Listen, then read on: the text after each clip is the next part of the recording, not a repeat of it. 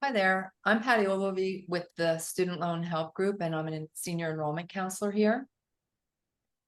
And I'm Sam Pettingill. I'm also a senior enrollment counselor here at the Student Loan Help Group. So today our objectives are to learn how to prepare for student loan repayments, discuss repayment plans, and review what's next for student loan borrowers. Sam, let's just start out. When do student loan payments go back into effect? When do they start back up again? Well, they're getting ready to start here in just another week or so. Repayment begins with your first billing date in October, so it can be any time starting October 1st of 2023. Each borrower is going to have a different due date set by your loan servicer, so it is a good idea to go familiarize yourself with what your individual due date is. Interest already began accruing last month, this current month in September. So September 1st, interest began accruing. You should already see that on your loans. Okay. Now, Patti, what about getting ready? I mean, we've been out of repayment for so long now. How can borrowers prepare for repayment? So it's definitely an important time for borrowers to be on top of their loan situation. Not only are payments resuming, but there are also major temporary changes going on, like the one-time account adjustment, for example. And first and foremost, the way to prepare is to make sure that you're on the right track for the forgiveness program, whatever that may be. And that'll be depending on what's going to be, beneficial for each person's individual situation. Almost every borrower has at least one forgiveness option available. And then our one-on-one consultation, phone consultation, I'll preface that, that'll ensure that, anybody that wants to find out if they're set up correctly or what needs to be done in order for them to receive forgiveness, that they're definitely on the right track and how it's going to save them the most money. And then second, most borrowers, they're going to benefit from the recent income-driven repayment plan changes, the launch of the SAVE program, which will cover, we'll be going over that in just a couple minutes, I'm sorry. And then if you are in default on your loans, now is the time to resolve that problem right away. The CARES Act paused many of the negative consequences of default, but that pause is also coming to an end. There are options available to resolve the default and that, of course, have never been offered before. And then also you want to make sure that your contact information is up to date with your loan servicer so that they can send you the updates and you know exactly what's going on. And then also I've come into myself, and I know probably Sam, you have as well, like we'll talk to people and they'll have no idea who has their student loan and who their servicer is. And so the best way to figure that out, if you haven't been paying attention to your emails, is to go to studentaid.gov and log in there and it'll tell you who your current servicer is. And then you can always reach out to your servicer. And then Sam, what are the options available for those who can't afford a monthly payment? Well, first of all, if your monthly payment is just an amount that you can't afford, make sure you're looking at your income-driven payment options. I've still been talking to some people where they're seeing their standard payment is $1,000 a month, but they have an income-driven payment available for $50 a month. Yeah. So don't just automatically assume the payment that your servicer gave you is the best option you have. You probably do have something less expensive available. If your payment still is not affordable, even after you've gone through those steps, there are a couple of things you could do. So for example, forbearance, general forbearance is something every student loan has 36 months of general forbearance you can use. There's also an option for what's called economic hardship deferment, which is, you're just not able to physically make your payments. Just be aware that time spent in forbearance will not end up qualifying toward the required payments for forgiveness programs. So if you're in public service loan forgiveness or income-driven repayment forgiveness, you're really shorting yourself those qualifying months in repayment if you're not making your income-driven payments like you should. There is one other option that's available that's something temporary and unique that the DOE is just offering during this year. They're calling it the quote on-ramp. What this is just for loans that were in the CARES Act forbearance. So if you haven't had your payments paused the last 3.5 years, this is not for you. But if you have been in the CARES Act forbearance, the Department of Education created a temporary on-ramp period that continues through September 30th of 2024.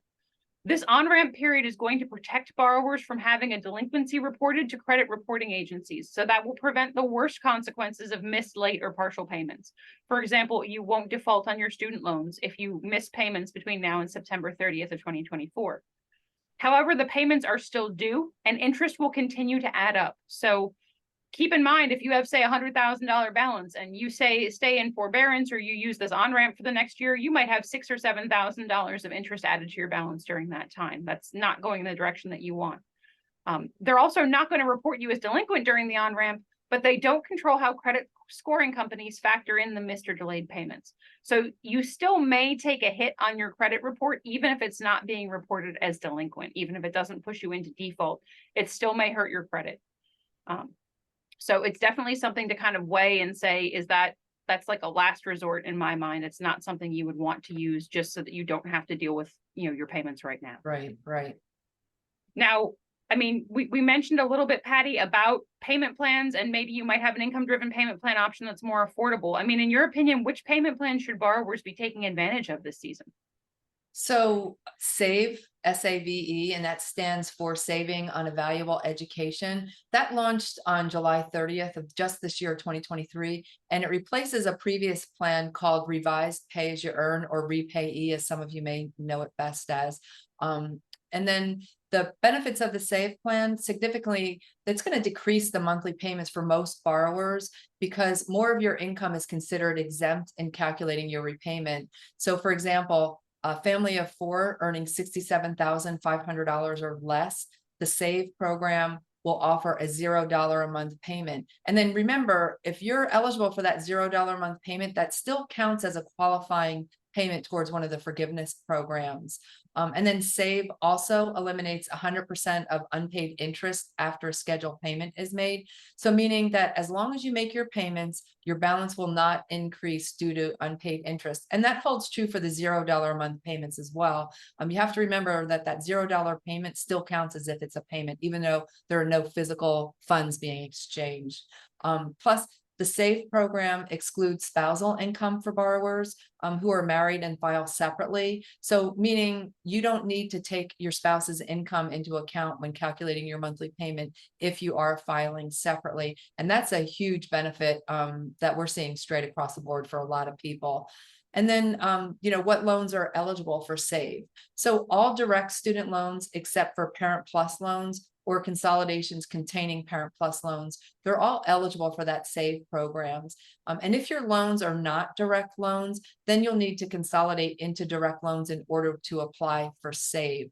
And then I'm just going to say this again, if you have Parent Plus loans though, do not do any consolidations, don't do anything on those until you have your consultation with us, because there are a lot of intricacies with the Parent Plus loans. And once you make an error on setting those up, you can't undo that. So really important just to talk to us first before doing anything with those Parent Plus loans. And then Sam, what helpful repayment tips can you share with the audience? Well, I think the most helpful thing I can say, based on my work speaking with people every day, is to get on track for forgiveness. Even if you think you don't qualify, even if you've talked to your servicer before and they've told you don't qualify, get yourself a second opinion. I've probably had 3 people in the last week that I've spoken with that have said, I talked to somebody years ago about this and they told me it wasn't going to work. Right now, because of some of the temporary programs that are going on, more people are able to reach forgiveness now than ever before. And with those temporary changes, this might be your only option, your only chance to get back on track while those are still in effect. The second thing I would say is, if you have already spoken with us, if you know that you're going to be paying off your remaining balance over time, let's say, you don't qualify for, any of the forgiveness programs that would make sense at your balance, you only have a little bit of a loan left or something like that. There are a couple of things that you can do that will help you save money. One of those is if you apply for the auto pay program through your servicer, auto debit, that means your payments are going to come out whenever your billing date is, the 5th of the month or whatever. Your payment dates will end up coming out directly from the credit or debit card that you select. If you use that option, the servicers will generally give you a 0.25% interest rate reduction. So if you're trying to pay down your loans, every little bit helps. That's a little bit less interest you'll be paying back. The other thing that you can do is pay ahead if you're not going toward forgiveness, because there's no prepayment penalty for federal student loans. If your payment is, say, $100 a month and you want to make a $300 a month payment when you can afford it, that's going to help you get done with your loans faster. And every time that you pay a little bit extra, that's that much less interest you're paying back. But again, I would not recommend making any extra payments or anything like that until you are absolutely certain that you don't have forgiveness options available. I'd say right now it's probably only about 5% of people that we're speaking with that don't have a good forgiveness option available. Right. So you really, really want to make sure that you've exhausted your options and you know you don't qualify. Don't just take someone's word for it or somebody Right. that you know that might be in a similar situation. I think a lot of times people are under the misconception because we're also used to, you get a car, pay it off as fast as you can. You get a house, pay it off as fast as you can, where this goes totally against everything, that we're brought up believing. In this case, if you're working towards one of the programs, you want to make sure to have as much left over at the end of this because that's what's going to be forgiven. And I think a lot of times people think, oh, 0 interest, I'm going to pay this off as fast as I can, but it's not to their benefit at all for most people. Yeah, absolutely. I completely agree. I think a lot of people just did not realize that, paying extra, for example, if you're working toward public service loan forgiveness is not helping you at all. Right. So I mean, there's a lot of things that have already changed. I mean, what else can borrowers expect on the road ahead, Patty?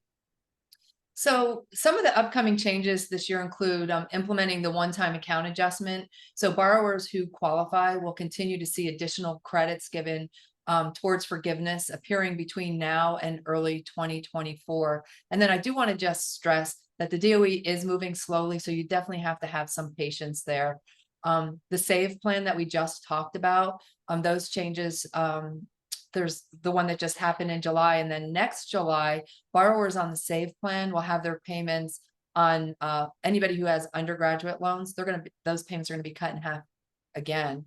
And then borrowers with both undergraduate and graduate loans will pay a weighted average of between 5 and 10% of their income based on the original principal balances of their loans.